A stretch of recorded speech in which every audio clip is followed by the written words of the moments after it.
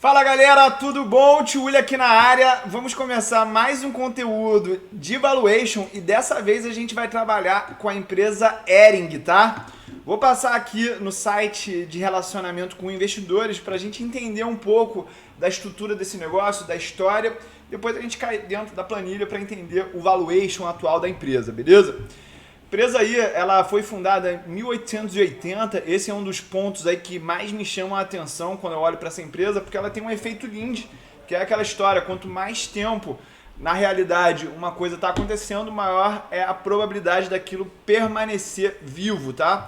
As empresas, eu acredito que elas chegam a respeitar esse desenvolvimento, esse indicador aí, de alguma forma, que a gente possa chamar, né, de resiliência. E a gente vai ver depois que a própria estrutura de capital da empresa, ela ajuda essa...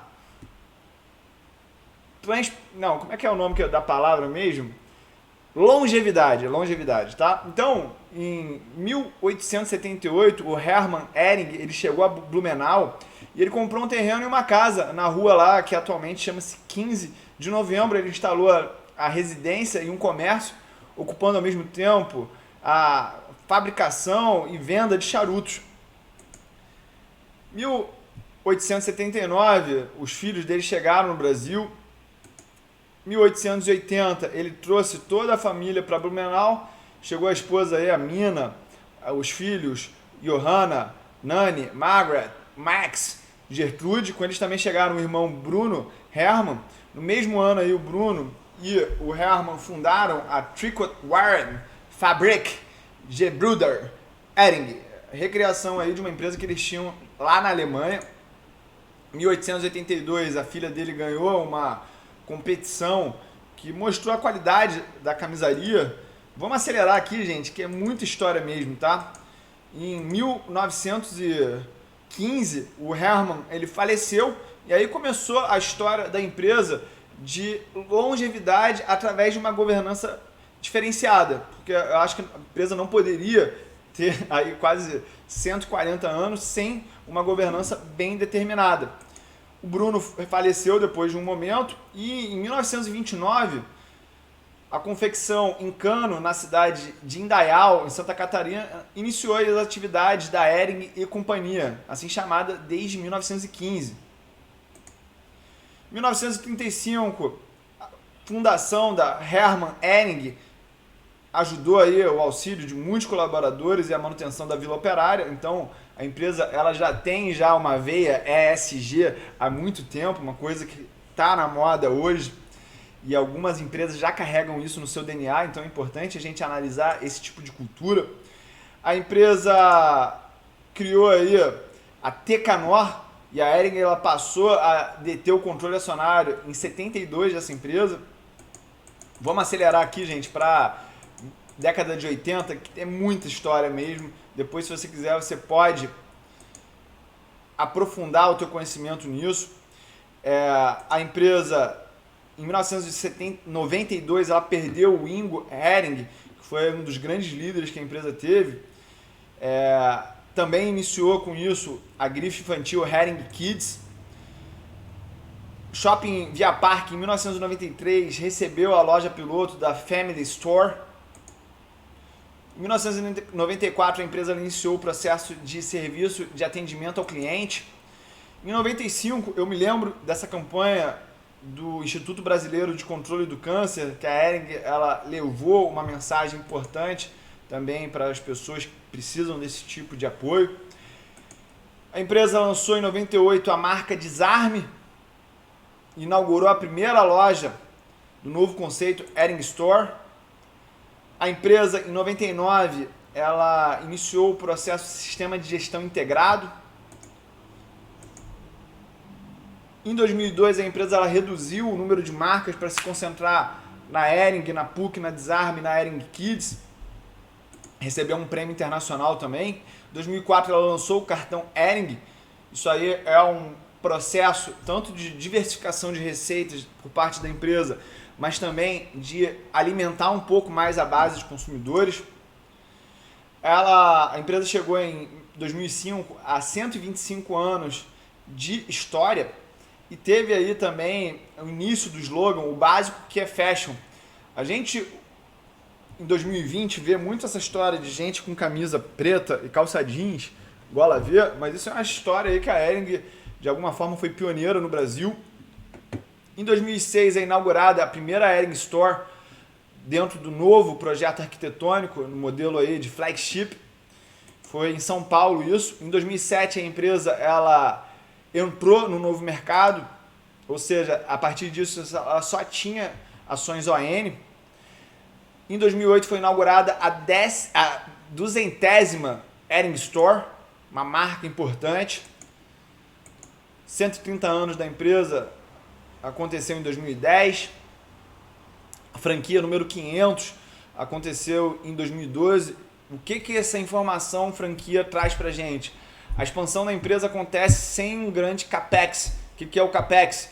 É o Capital Expenditures. São as saídas de caixa para imobilizados, beleza? A gente tem aí a fanpage da Hering no Facebook chegando a 1 milhão de fãs. Isso em 2013. É um tipo de vanguarda. A empresa está no online com tanta antecipação em relação à média do setor. Vamos aqui olhar o modelo de negócio da empresa agora. Ela tem uma gestão de marcas, a rede de franquias de varejo com mais de 135 anos de história.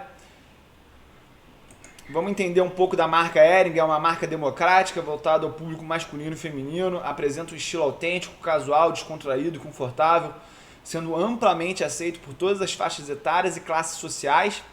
A Hering Kids é um pouco disso para as pessoas de menor idade. A PUC, ela tem uma proposta de moda diferenciada, colorida, alegre, para as classes A e B. E a Desarme, ela marca e acompanha o ritmo contemporâneo da mulher que não tem tempo a perder. Atua através de uma plataforma multicanal com portfólio completo e versátil para todas as ocasiões, traduzindo as últimas tendências de lifestyle cosmopolita, com ótima relação de custo-benefício, conveniência e informação de moda. A mulher Desarme, ela tem entre 25 e 34 anos e pertence à classe A e B. É importante a gente entender aqui esse público-alvo, porque coincidentemente também é um público muito atrativo nas redes sociais, ou seja, a gente tem que ver se a comunicação está sendo bem feita através das redes sociais, já que o público ele casa muito, beleza? Vamos entender a proposta aqui de valor da empresa. A produção, o modelo de produção híbrido, ele é um diferencial da Hering e é caracterizado pela combinação de produção própria, terceirizada e outsourcing.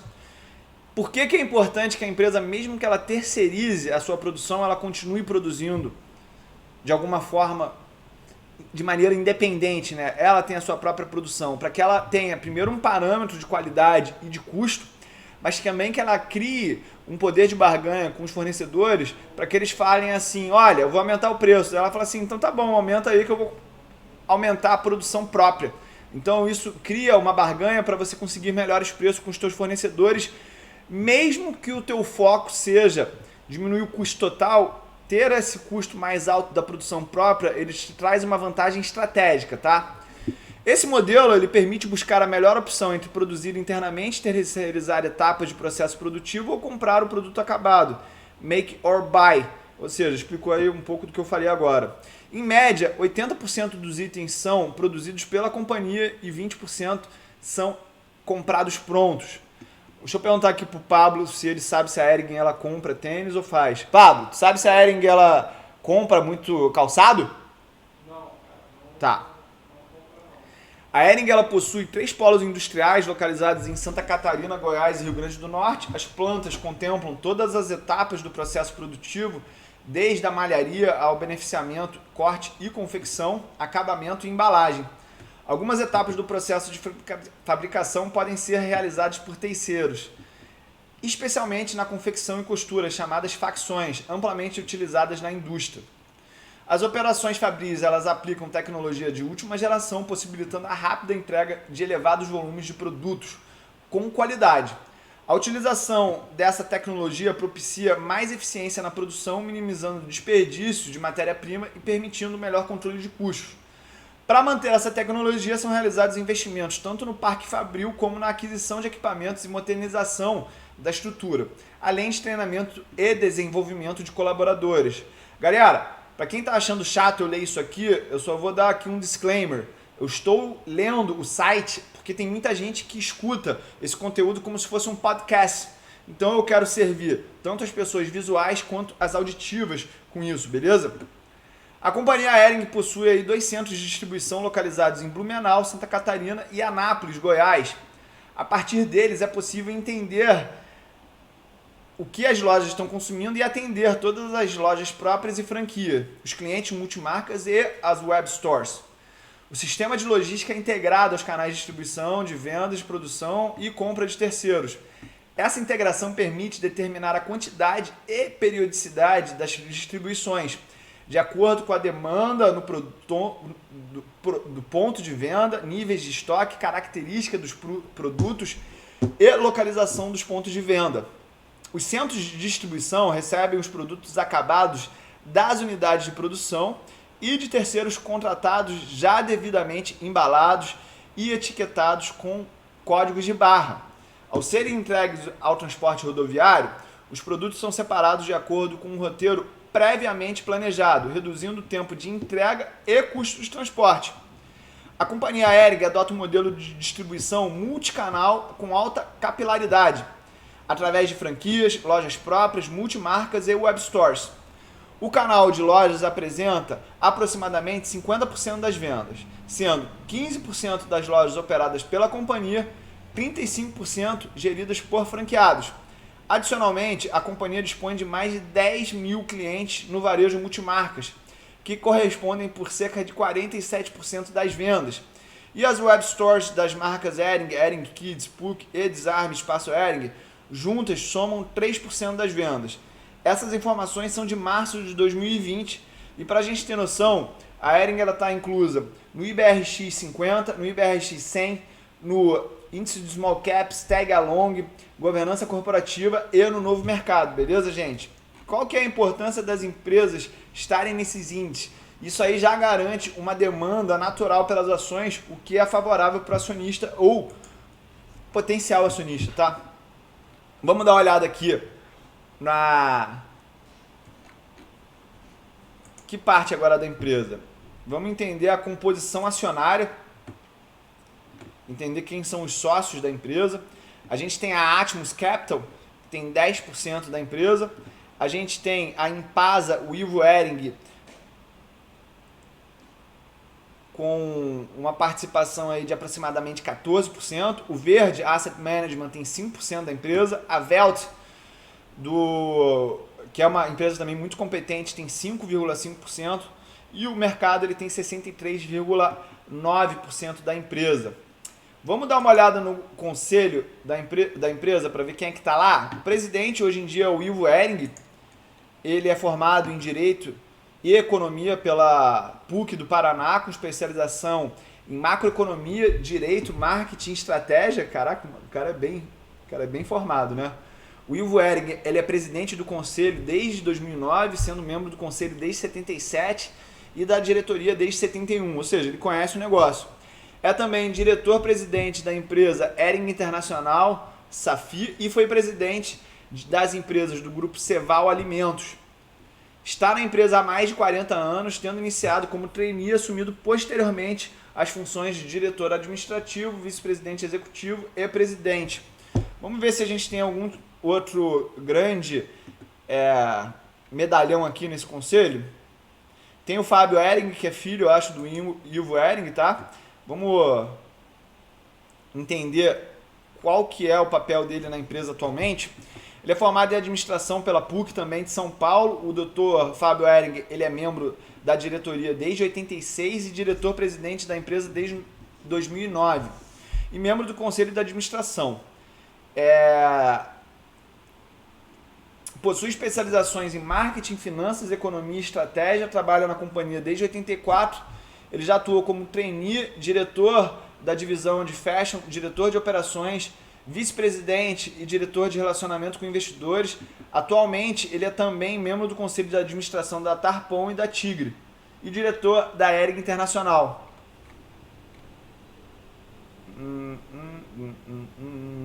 Beleza. Então a gente tem aqui também membros da família. Eu considero que isso seja uma coisa positiva para a empresa, tá? Vamos dar uma olhada agora no estatuto da empresa. Estatuto social. A última versão que eu tenho aqui é de 2019. Vou procurar coisas relativamente óbvias aqui, tá? Quero ver dividendos.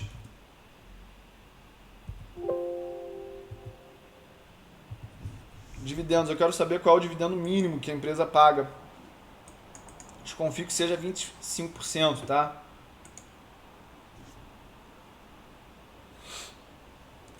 Aqui, ó, 25% no mínimo a título de dividendo obrigatório. Então, tivemos aqui a nossa resposta. Vamos fechar. O que a gente vai pensar agora? A gente vai pensar na visão geral da governança. A empresa ela já está no novo mercado, então ela só tem ação AN, tá? Vamos ver aqui os principais pontos que a própria empresa ela levanta.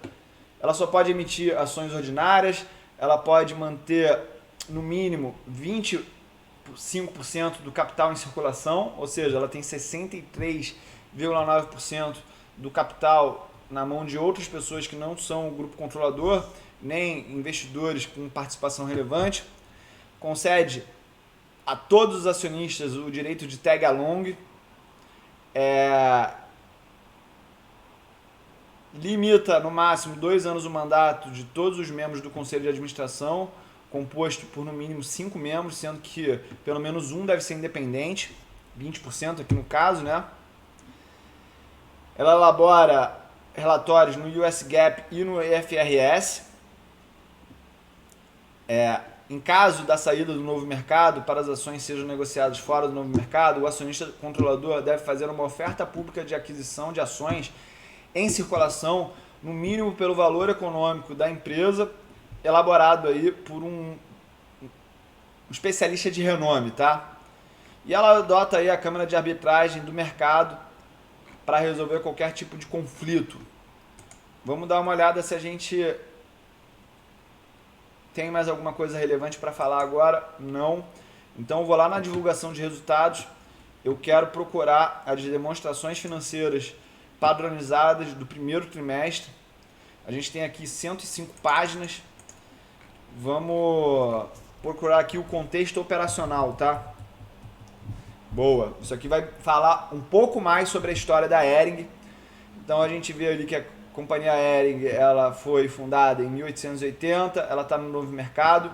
Vamos falar aqui o que o corona impactou a empresa. A OMS declarou pandemia, surto, a companhia mantém acompanhamento periódico das operações, vem tomando aí algum tipo de medida. As seguintes principais medidas foram tomadas. Implementou um comitê de crise, ela adotou trabalho remoto, home office, ela adotou medidas de fortalecimento do caixa, com monitoramento diário da necessidade de caixa, renegociou com fornecedores o postergamento de pagamentos de 11 milhões de reais em março, reduziu a alocação dos pontos, contingenciou despesas e investimentos, revisou volumes de produção e compras e captou através de um empréstimo de capital de giro 120 milhões de reais em março, conforme descrito aí na nota explicativa 22. Em abril, ela captou 80 milhões, conforme descrito na nota explicativa 37. Ela aderiu a medidas de assistência governamental como postergação do recolhimento de PIS e COFINS e contribuição previdenciária. E ela reduziu alíquotas aos serviços sociais autônomos. E ela aderiu ao programa emergencial de manutenção de emprego e renda nos termos da medida provisória 936. Vamos ver.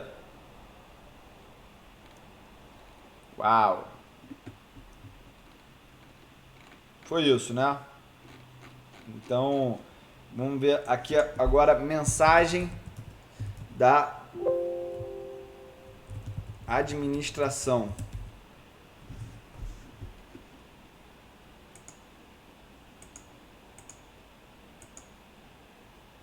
Uou.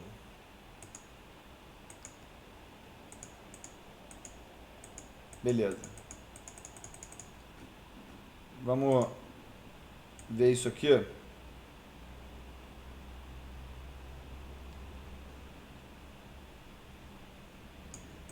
gente vai falar agora do desempenho, a gente vai ver o comentário do próprio desempenho feito pela própria empresa, tá? Normalmente, tá aqui, ó. Mensagem da administração. O primeiro trimestre de 2020 foi marcado pela evolução da pandemia do coronavírus, culminou em medidas aí que a gente já falou. A conjuntura impactou diretamente o resultado no trimestre, que representou queda de 26% na receita bruta versus o primeiro trimestre de 2019. E atingiu aí 323 milhões, com um EBITDA de 11 milhões e a margem EBITDA de 4,2%. Em resposta a esse cenário sem precedente, iniciamos prontamente um plano de ação. Vai falar a mesma coisa que a gente já falou. Falou também disso. Tá.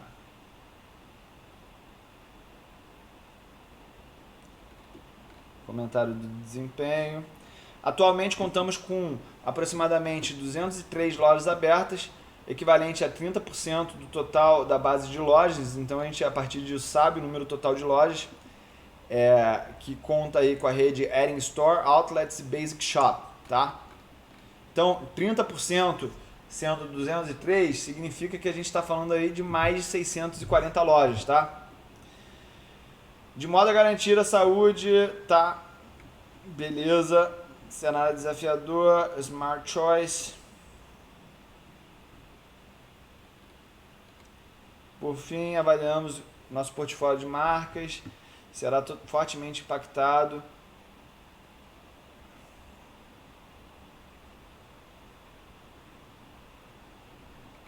Beleza. Uau. Então vamos cair dentro... vamos aqui ver algumas informações. Vamos ver algumas informações aqui importantes. Então, de uma receita bruta total de 323 milhões, 7 milhões veio do mercado externo. Desses 316 milhões do mercado interno, 276 milhões foi referente à marca Hering. PUC, Desarme e outras representaram aí conjuntamente perto de 38 a 40 milhões.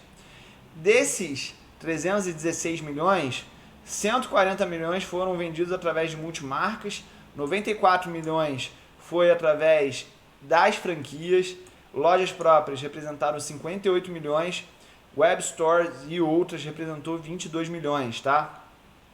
Então, multimarcas representa 44%, franquias 30% e lojas próprias 18,5%. Web Store chegou a 6,5%. Quando a gente compara com o potencial da empresa, a gente vê que tem muito para crescer, mas a gente viu que teve um crescimento de quase 100% da parte online do primeiro trimestre de 2019 para esse trimestre agora, o primeiro de 2020, tá? Vamos ver aqui, ó, em relação às franquias. As franquias caíram 38,8%, enquanto as multimarcas 23,6%. Acredito que seja pelo fato da concentração das lojas em shoppings, tá? E também os menores municípios eles foram menos impactados pelo coronavírus, pandemia, do que empresas que estavam situadas nos centros, grandes centros, tá? Tanto por uma menor fiscalização, mas também um menor impacto devido ao menor densidade populacional. Beleza, vamos ver aqui, ó.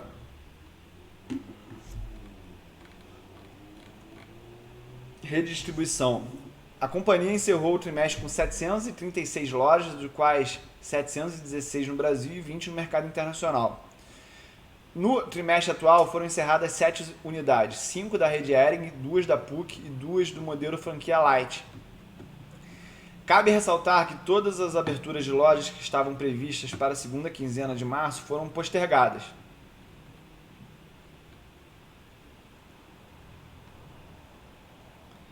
Aqui ele fala de um conceito chamado Same Store Sales, porque empresas que têm um crescimento do número de lojas, gente, a gente tem que comparar base proporcional. Então a gente só compara Same Store Sales, ou seja, vendas na mesma loja, beleza? E aí depois a gente vê o que foi crescimento de expansão e crescimento da própria loja.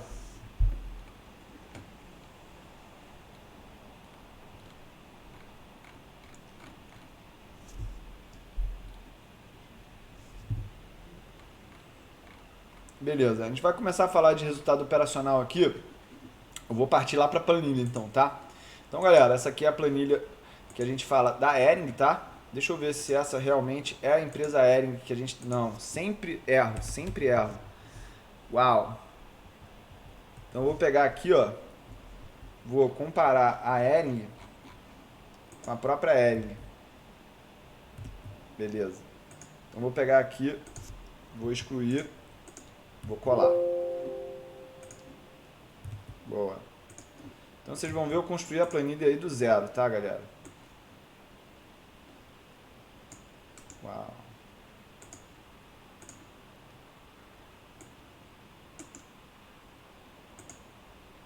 Beleza.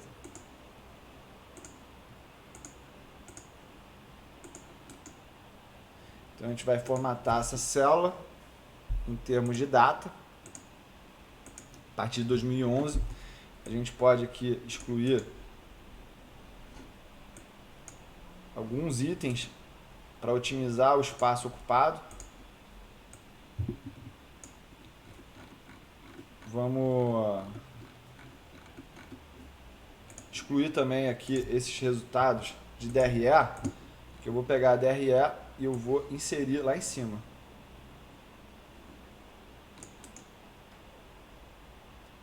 Copiar, vou colar aqui. Beleza.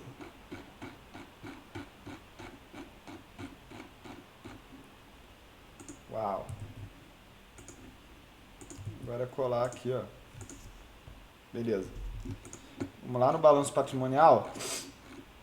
Vamos excluir essas informações que a gente não vai usar para melhorar a organização da planilha, tá? Galera, às vezes a gente fica com preguiça de organizar os dados, mas lembra que quanto mais organizado isso tiver, melhor será para eu desenvolver o trabalho, tá? Beleza.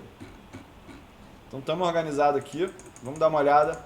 O ativo total da Hering fechou em 1.915 bilhões de reais. Ela tinha aí 1.305 de ativo circulante, caixa bastante elevado. Vamos olhar aqui em termos de passivo, 450 milhões, ou seja, ela tem a liquidez boa, ela tem pouco endividamento. Vamos botar tudo isso em indicador então? Então segura aí. Beleza. Beleza. Vamos começar aqui pelo ativo circulante, a partir de 2011. Aqui.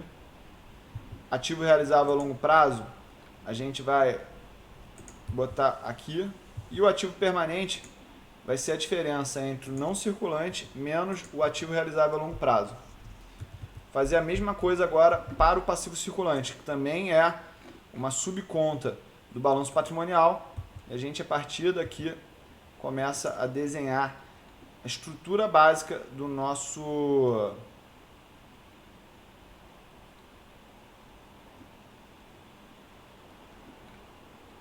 modelo, tá? Então eu quero procurar aqui o passivo não circulante. Já achei aqui o patrimônio líquido.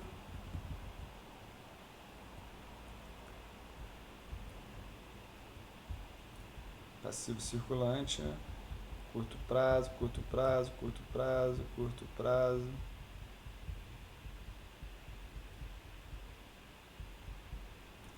Aqui, ó, o passivo não circulante. É tão pequenininho que eu nem percebi. E agora a gente vai aqui no patrimônio líquido, tá? Patrimônio líquido consolidado. Todos os dados que a gente enxerga aqui, gente, são de dados consolidados, tá? Vamos agora em aplicações financeiras. Vamos aqui, receita líquida, a gente já pega lá na DRE. A gente, a partir disso, já pode começar a puxar os dados para a direita, para a gente entender melhor essa dinâmica, tá? Deixa eu ver se tá tudo certinho aí na hora de visualizar. Beleza. Tudo certinho. Vamos agora fazer o capital de giro. O que é o capital de giro, galera? É o ativo circulante menos o passivo circulante. Capital circulante líquido, que é o CCL, é equivalente, é a mesma coisa, só que com outro nome. Então eu estou trazendo esse conceito para vocês justamente para ensinar que na contabilidade, nas finanças, na economia, a gente gosta de dar vários nomes para a mesma coisa. Acho que isso aí é para deixar a galera mais confusa. Eu só estou querendo entender qual o objetivo em deixar as pessoas mais confusas, tá?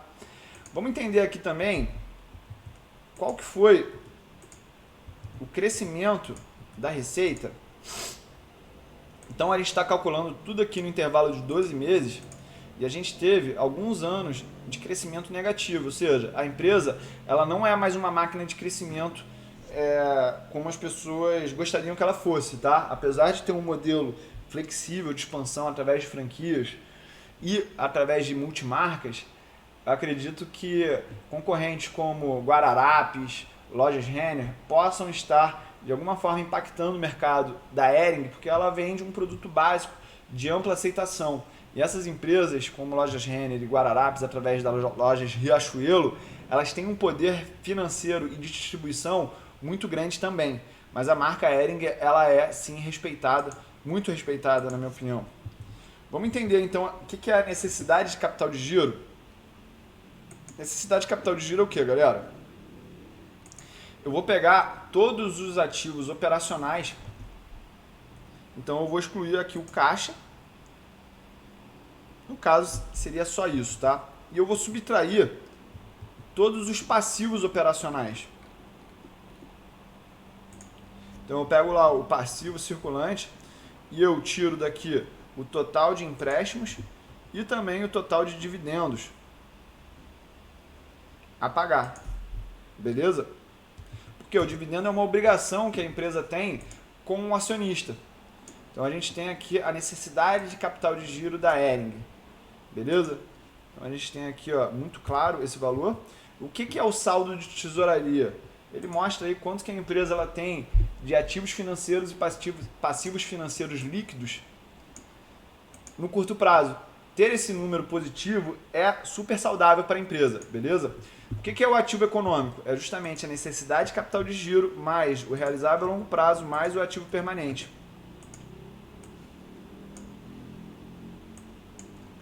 Vamos ver o que é o ciclo financeiro? O ciclo financeiro é a necessidade de capital de giro sobre a receita.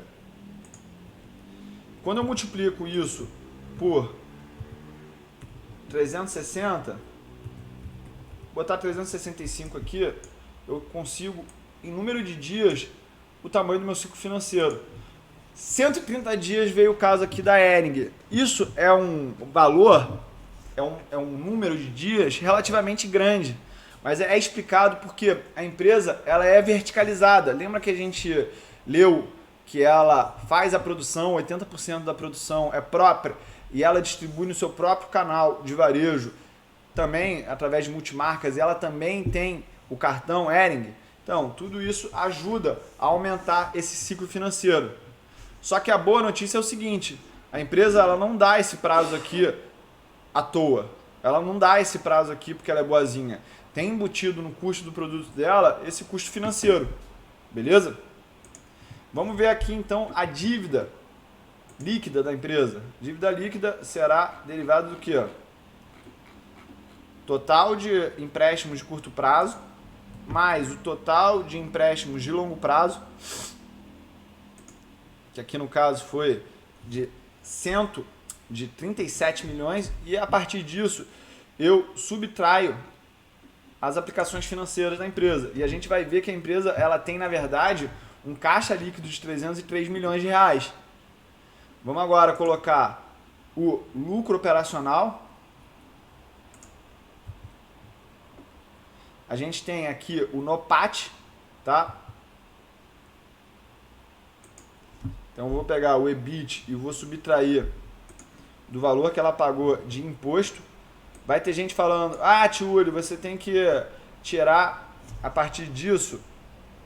Vou botar mais porque o valor aqui é negativo, tá? Você tem que tirar aí a alíquota.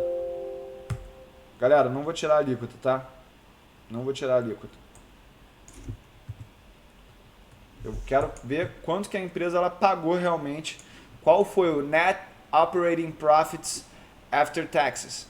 Qual que é o lucro operacional depois dos impostos? Por isso que eu vou fazer esse tipo de conta aqui. Vamos aqui no lucro das operações continuadas. No caso, foi o mesmo do lucro líquido, tá? Eu vou botar o lucro líquido aqui. Eu vou aproveitar que a gente já está nessa parte da planilha e vou colocar aqui as depreciações que a empresa teve. Porque a partir disso eu posso calcular o EBIT com a depreciação e a amortização. Financeiras. Resultado financeiro foi positivo em 31 milhões de reais. Galera, imagina quem é que tá de fora esperando para ver essa live. Porque não está sendo live, a gente está gravando. A gente teve muito problema aí com o StreamYard. Ele tava puxando tanta memória aqui do meu computador que eu tive que começar a fazer esse conteúdo gravado, tá? Então peço desculpa aí às pessoas que estavam esperando que esse conteúdo fosse ao vivo para poder fazer perguntas.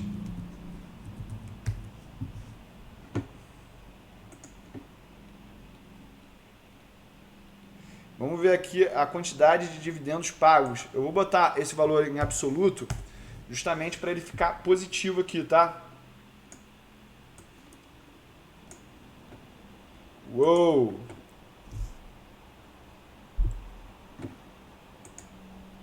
Eu quero agora entender a relação da depreciação com o ativo permanente.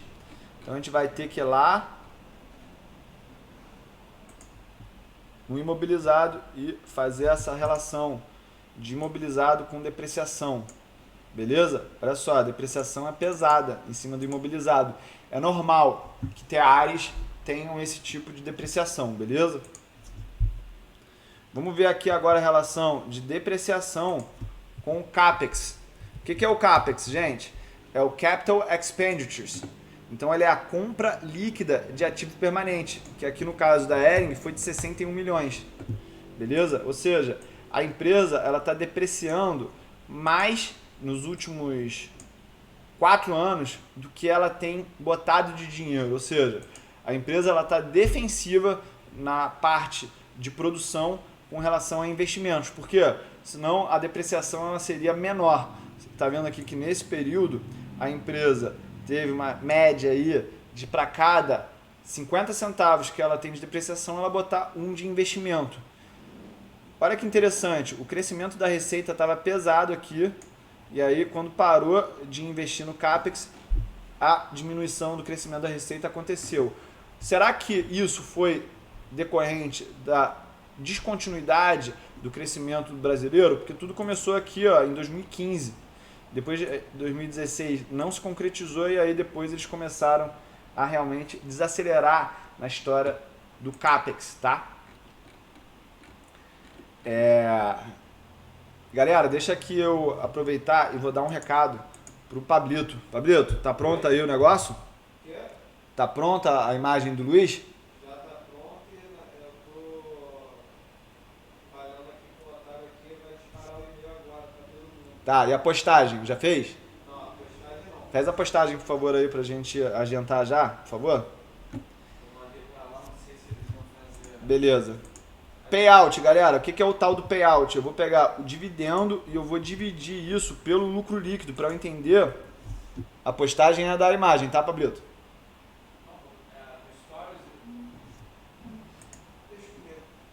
Então o payout aqui da empresa tem sido agressivo também. 75% no último período, 60% no anterior. Na média dos últimos 5 anos, a gente viu um payout de 73%. Beleza? Vamos entender aqui agora a alíquota de IR que essa empresa teve. Então, vamos pegar o lucro líquido e vamos dividir ele pelo lucro antes do imposto de renda. Ou seja, o impacto tributário aí na empresa nos últimos anos foi baixo, tá? Vamos entender agora o perfil das fontes de longo prazo. O que a gente faz com isso? A gente pega o exigível a longo prazo e divide pelo exigível a longo prazo mais patrimônio líquido. Porque as fontes de longo prazo são tanto credores quanto fornecedores e sócios da empresa. E você vê que as fontes de longo prazo são bem conservadoras. A empresa ela tem muito capital próprio envolvido na operação, o que faz dela uma empresa com baixo risco de solvência. Beleza? Pablito, pede pro Bernardo aí vir aqui fazer uns 3 stories pra gente divulgar que vai rolar essa aula. Ou que tá rolando a gravação disso, por favor. Então, galera, a gente tem aqui uma relação de Debt Equity de 65%. Não, desculpa. Acabei errando aqui. Quando eu te falar pronto, eu te falo, tá? Pode sentar ali que vai demorar um pouco ainda. É um olho no conteúdo, outro olho na produção e outro olho na planilha. Galera, vocês têm noção como é que pode funcionar a cabeça de uma pessoa assim? Então aqui agora é o saldo de tesouraria sobre a necessidade de capital de giro. Isso aí seria equivalente a eu calcular tipo uma liquidez da empresa, tá? Como eu estou fazendo agora com a liquidez corrente. Para quem não sabe, a liquidez corrente é o ativo circulante sobre o passivo circulante. Esse número aqui de 2,9, ele é muito bom, tá? Quer dizer, muito bom para mim. Eu que gosto de empresas conservadoras. Como é que a gente calcula agora a liquidez seca? A gente pega o ativo circulante, a gente tira o estoque e aí a gente divide pelo passivo circulante.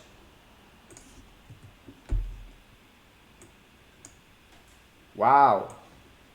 Por isso que a empresa ela pode aí ter uma diminuição dos seus números, mas é uma empresa que a gente acredita que vai estar aqui daqui a 10 anos, tá? Margem bruta. Bernardão, pode pegar agora aí. Galera, a margem bruta foi o seguinte. A gente pegou o lucro bruto e dividiu pela receita e a margem bruta da Hering foi de 43% nos últimos 12 meses. Mas será que isso realmente está em linha com o que aconteceu nos últimos anos? Eu acredito que esteja, porque a média dos últimos 5 anos foi uma margem bruta de 42%. É assim que a gente entende se a empresa está evoluindo na parte de custos, se ela está ficando mais competitiva, beleza? Quanto maior essa margem, mais competitiva ela é na área de custos. Agora eu vou pegar o lucro operacional, que é o EBIT, e eu vou comparar ele com a receita operacional líquida, não é a receita operacional bruta. Esse resultado ele foi de 8,94 nos últimos 12 meses, só que a empresa estava com um nível de 12%, 12,9% em 2018 e 2019. Isso aqui já pode ser visto como um grande impacto do Corona Crash. Só que eu, na hora de avaliar essa empresa, eu não vou levar isso em consideração. Eu vou tentar normalizar os resultados dela. Ou seja, eu vou tentar projetar que no futuro as margens vão voltar para essa casa de 12,9%. Vamos entender agora a margem líquida. Essa aí, com certeza, deve ter sofrido. Então a gente vai pegar o lucro líquido, vai dividir pela receita operacional líquida. A gente vai pegar a margem EBITDA, que já é o EBITDA, sobre a receita operacional líquida também. Tudo que for margem, gente, a gente vai comparar com a receita operacional líquida. Já fica já esse segredo aí para vocês de análise de empresas. Então vamos pegar aqui os outros anos, as outras margens. A gente está vendo que a margem líquida caiu de um patamar de 16% para 12%, 4% em termos de margem é bastante coisa. A margem EBITDA, essa aí a gente já vê uma resiliência maior. E a margem do NOPAT, que é o Net Operating Profits After Taxes, ele caiu para 8%, enquanto a média dos 3 anos anteriores foi de 12,13%. Ou seja, a empresa sentiu realmente os resultados do crash, mas a gente tem que entender isso num ambiente um pouco mais benigno, tá? Eu acho que ficar olhando só para esse último trimestre, o primeiro trimestre de 2020, é ter um olhar míope com relação à empresa. Eu vou pegar agora a relação do lucro com o patrimônio, e isso vai dar o ROI da empresa. A gente pode pegar também o NOPAT, que é o lucro operacional após impostos, e comparar isso com um ativo econômico. A gente vai ter uma noção do que é o ROIC da empresa. Eu já mostrei para os meus alunos que o ROIC ele é uma boa medida de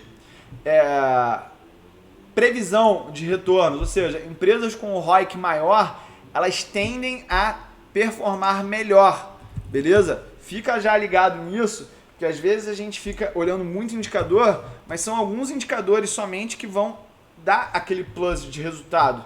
Agora o retorno do capital de giro, será que ele faz sentido para a Hering? Eu acredito que faz muito, principalmente com esse ciclo financeiro elevado que a empresa apresenta.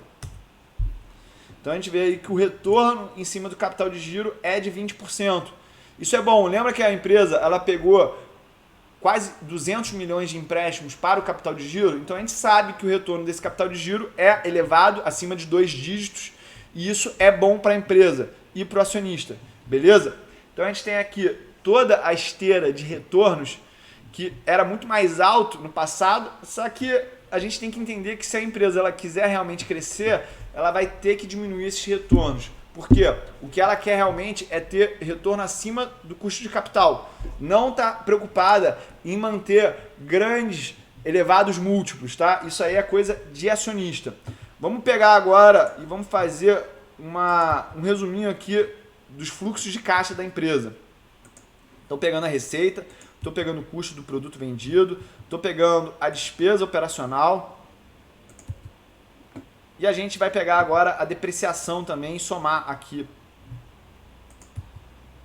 Uau! Então a gente vai chegar agora no lucro bruto operacional, que é o que? ROL, que é a receita operacional líquida, menos custo do produto vendido, menos despesa operacional, mais depreciação. Quando a gente chega nesse ponto, agora a gente tem que pegar a variação da necessidade de capital de giro. Ou seja, a empresa somou no fluxo de caixa dela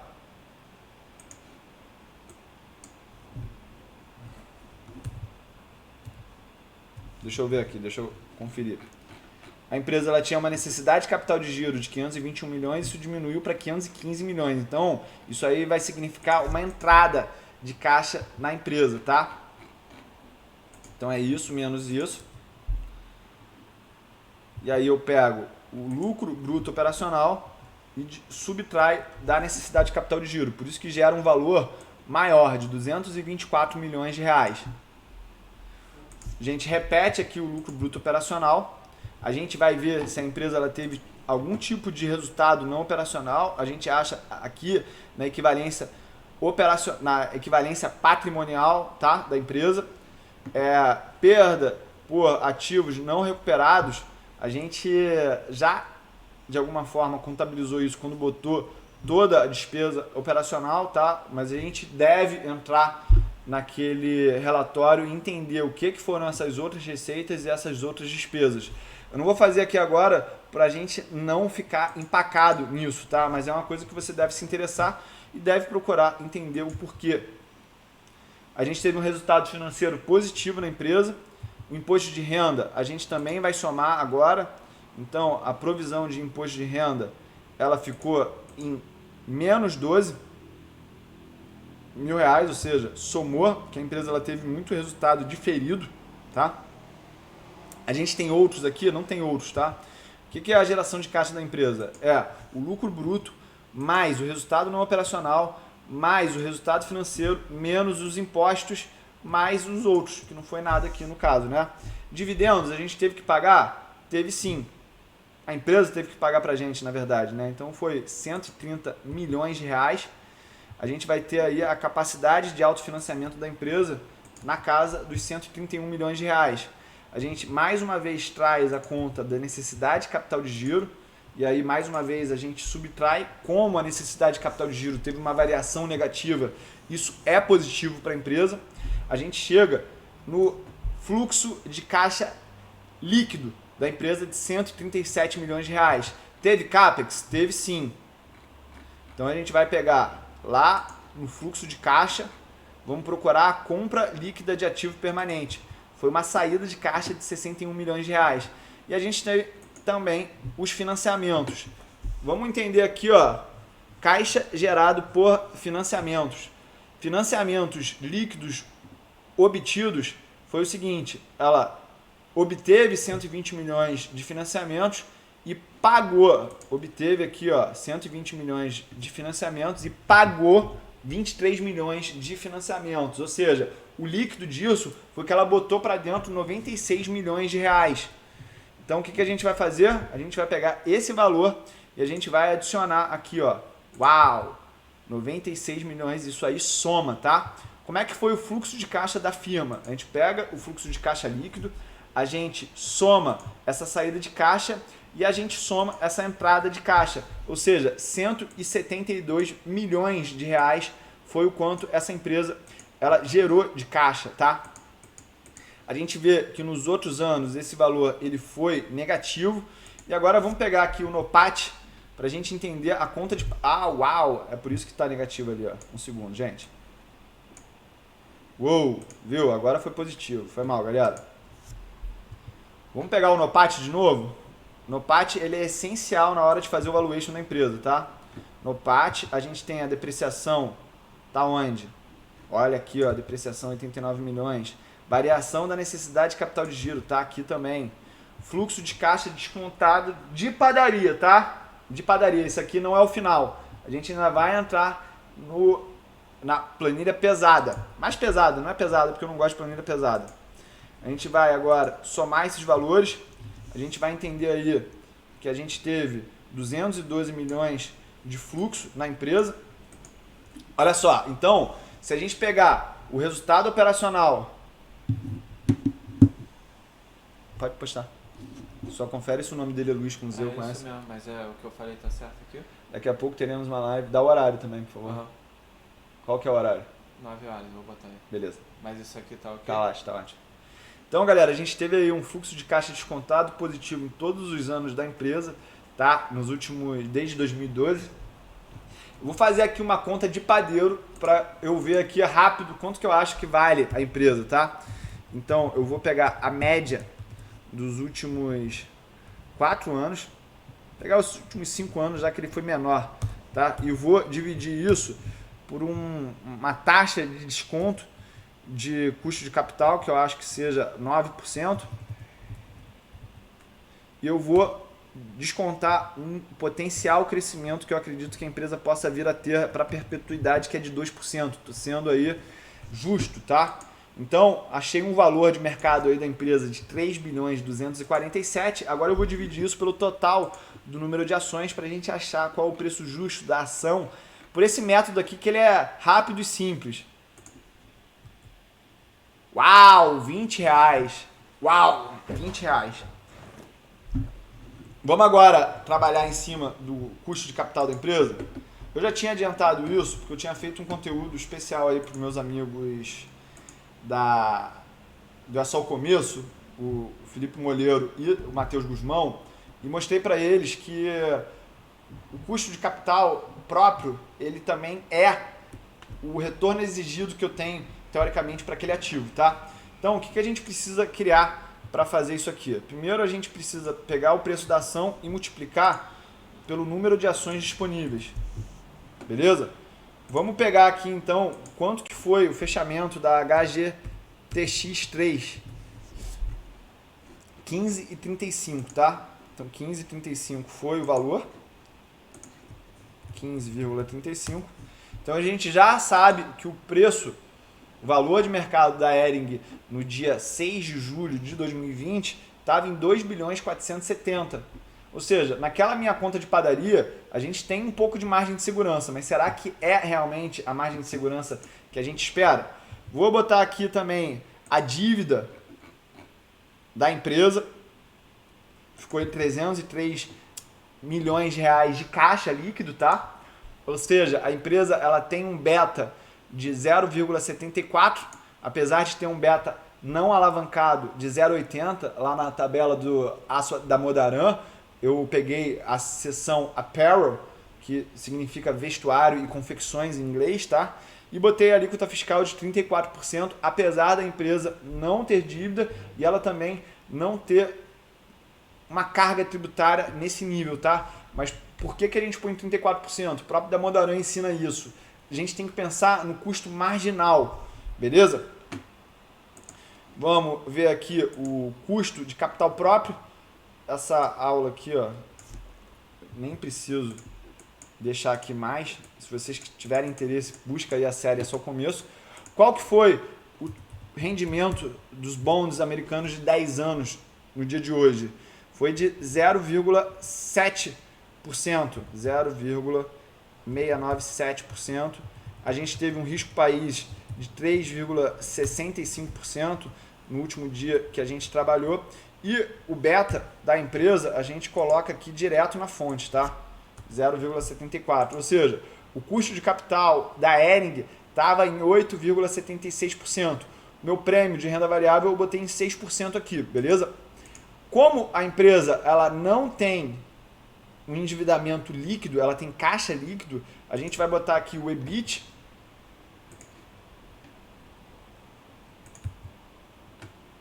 A gente vai botar o resultado financeiro.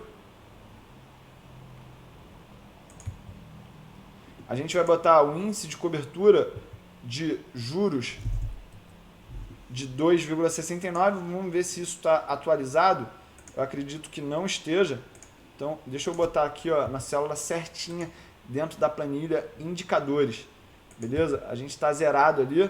Então, eu vou lá na planilha e vou pegar EBIT e vou comparar com financeiras. Aqui no caso, saiu um valor muito maior. Já foi até maior no passado, tá?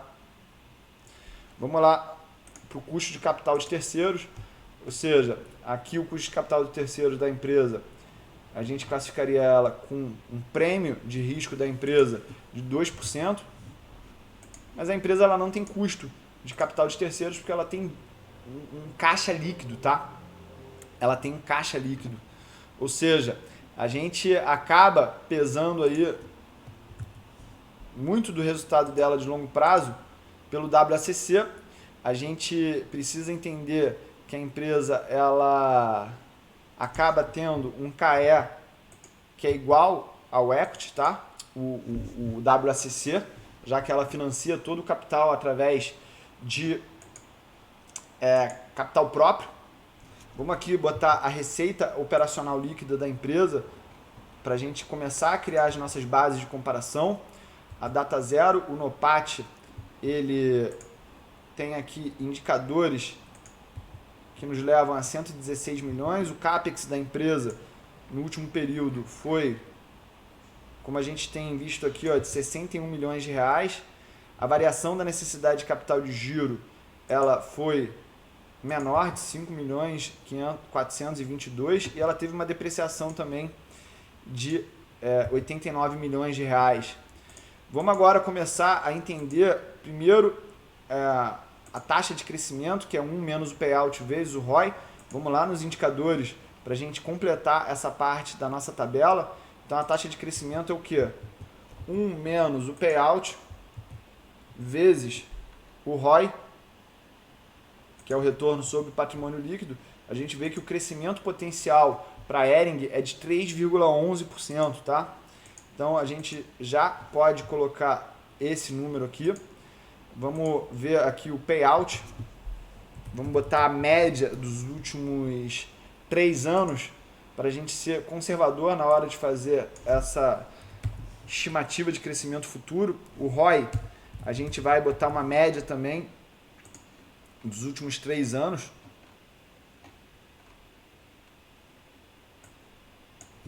Naquela história, naquele intuito de normalizar esses números, tá? Então, isso aí aponta para um crescimento de 3,9%. O que a gente vai fazer agora? A gente vai pegar o valor da última receita e a gente vai multiplicar por 1 mais o crescimento esperado.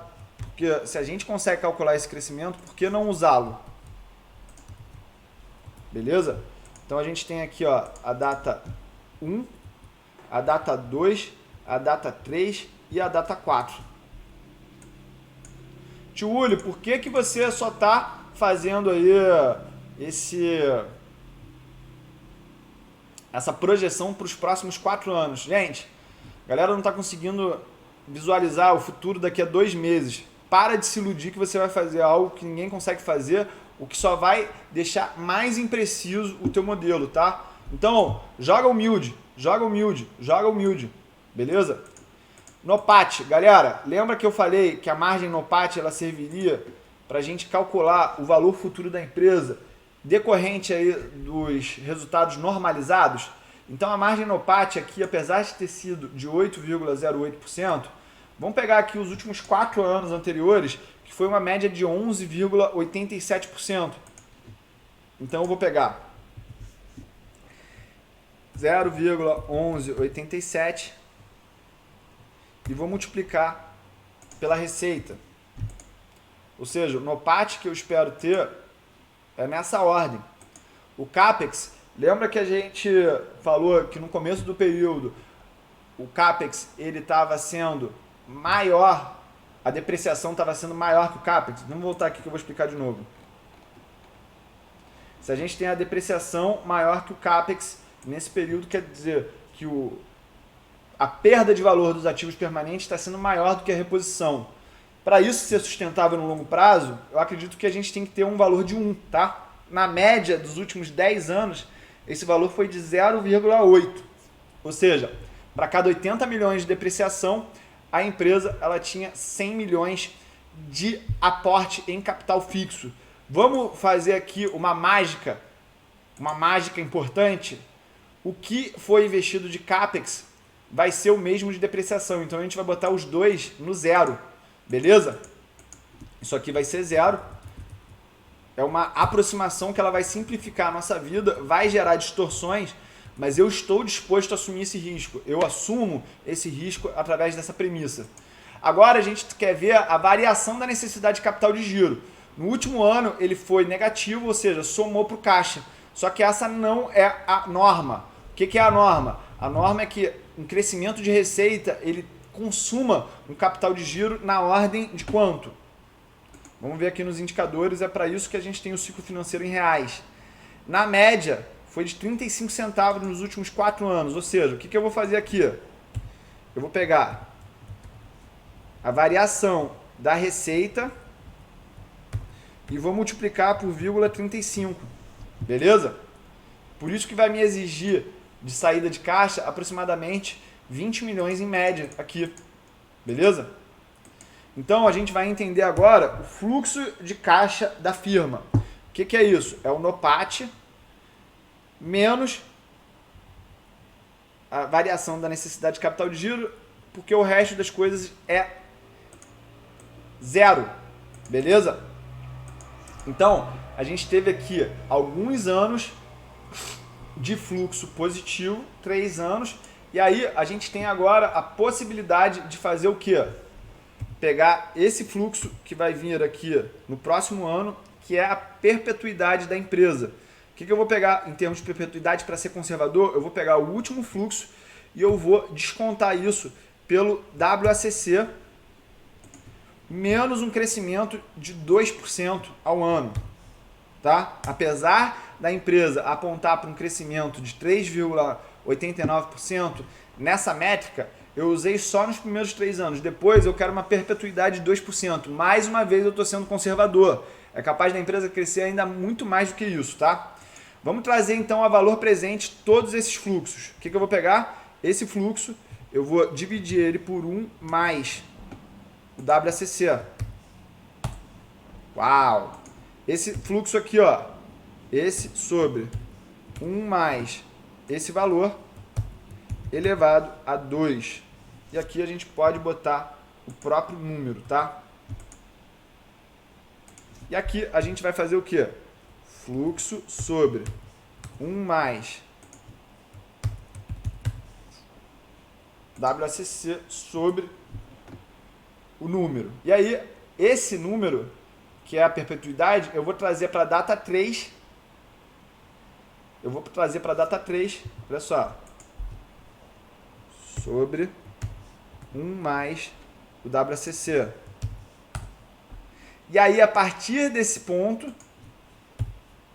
desse fluxo, eu faço 1 mais o WACC trazido ao valor presente. Ou seja, o fluxo de caixa da firma, ele vai ser esses 3 valores. Esses 4 valores, né? Então, a gente tem o fluxo de caixa da firma, que a valor presente soma o valor de 2.269. Quando a gente pega esse valor e soma, subtrai, né, a dívida, no caso, a gente tem o valor que o acionista tem direito. Como aqui o caixa ele é negativo, ele vai somar. E a gente chega num valor justo para o acionista de 2.572.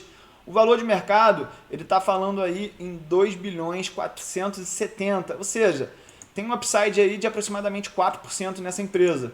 E aí a gente precisaria que ela valesse 1.713 para realmente a gente entender que ela tem uma margem de segurança. Então, o que seria a margem de segurança aqui? É pegar o valor justo e multiplicar por 0,70. Por quê? Porque aí para existir uma convergência com o valor intrínseco, a empresa ela tem que subir 50%. É o que o Benjamin Graham fala para a gente trazer de margem de segurança para os nossos investimentos, tá? Então, eu vou pegar aqui o valor com margem de segurança e vou dividir pelo número de ações. E a gente vai entender qual o valor justo para comprar Hering com margem de segurança. É 10,71. Vou trazer agora vocês para o Profit Chart, tá? Vamos botar aqui HGTX3. Vamos ver se em algum momento a Hering ela chegou perto desse valor de 10,71. Uau! Tchulei! Olha só, galera! Parece até que eu montei isso aqui, né? A mínima da empresa lá no Corona Crash, depois ela veio testar, foi aonde? Bem no ponto que a gente achou o valuation. Uau, Tiuli! Uau! Galera, parece até bruxaria, né? Mas isso aqui é uma coincidência, tá? Várias vezes o preço ele não chega no valor que a gente calcula. O importante aqui desse exercício que eu fiz com vocês, galera, é entender que são as premissas que a gente põe no modelo que vão indicar para um bom resultado. Lembra, a gente não está atrás de um valor perfeito, específico para uma empresa. A gente só quer saber o quanto que ela não pode valer. Então, eu não posso pegar uma Hering e ver ela com valor de mercado de 1,5 bilhão e achar que essa empresa está cara. Beleza? Galera, vou ficando por aqui. Agradeço muito quem der um like, quem compartilhar isso aqui e se inscrever no canal. É muito importante para mim e você vai estar também fazendo um bem, porque você vai estar apoiando a produção de conteúdo grátis das pessoas como eu. Beleza? Tamo junto e é só começo.